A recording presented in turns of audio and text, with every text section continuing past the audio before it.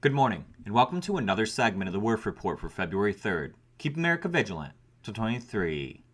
Spy balloon. A massive Chinese spy balloon has been hovering over the United States this week over sensitive sites the size of 3 school buses, as new information reveals that Hunter Biden's attorney letters and request to Daddy's DOJ to investigate those exposing his laptop was in retaliation to a lawsuit John Paul Mac Isaac served him with last week. It's also being revealed that the president of Rosemont Seneca, Hunter Biden's business partner, moved nearly 2,000 boxes of documents from the White House to the University of Delaware from Joe Biden's vice presidential office. An update on Kari Lake's election appeal, more Project Veritas Pfizer executive video, and John Kerry is being investigated for his private meetings with China on deals that undermined the U.S. economy. First, to Hunter Biden. Last night, the computer repair shop owner who exposed the Hunter Biden laptop from hell after Hunter abandoned it there appeared on Tucker Carlson to provide new information on a story we brought you yesterday, that Hunter admitted that the laptop was his through his attorney's letters to Steve Bannon, Rudy Giuliani, John Paul Mac Isaac, and more, as well as a request to his father's Department of Justice to investigate them. On Tucker Carlson, Mac Isaac's attorney, Brian Della Rocca, stated, quote, "He's trying to intimidate, and it's interesting to me that this happened when it did, because as you may know, we filed a lawsuit against numerous parties, CNN, Politico, but one of the parties is Hunter Biden. It was very difficult to find where he was. He was in D.C. for a couple weeks, and he was moving around. Well, we finally tracked him down, and were able to serve him last week." Interesting indeed, right, folks? That's called retaliation. Hunter is now running to his daddy to abuse more power by handling personal matters through his father's administration. The United States government is not a tool of the Biden family for self-enrichment. Or is it?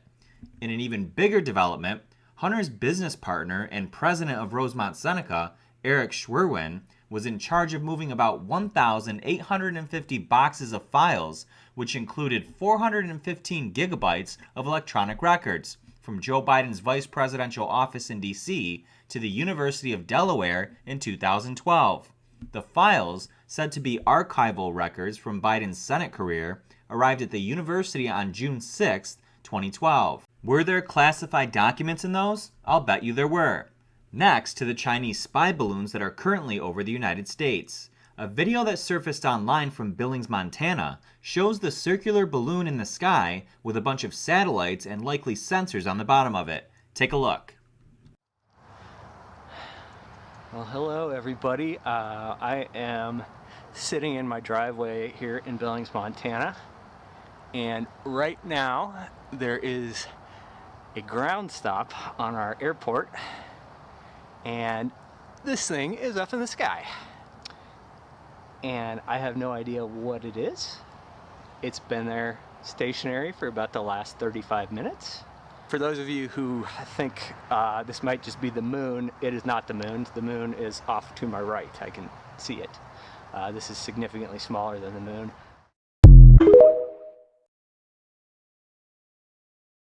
General Pat Ryder told NBC News, quote, "The United States government has detected and is tracking a high-altitude surveillance balloon that is over the continental United States right now.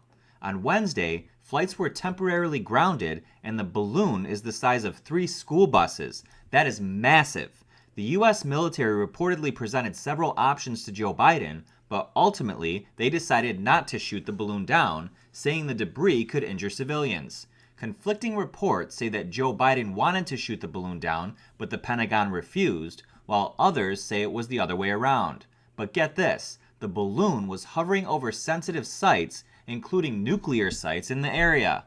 From this point on, we're not allowed to say or show you what we're about to on this platform, or will almost certainly be punished for it. For those of you that have been with us from the beginning, you know that YouTube had previously labeled our content as, quote, harmful to the public, and nearly banned us permanently on at least 2 separate occasions. So please, join us for the rest of this segment at thewerffreport.com, where we can say exactly what we want without fear of censorship, suppression, or the banning of our account for only $1.99 a month, or $15 for an annual subscription. And for all the trolls out there that don't like our business model, no need to comment. Just keep scrolling. We clearly have our reasons. For everyone else, your support helps us do what we do. See you there.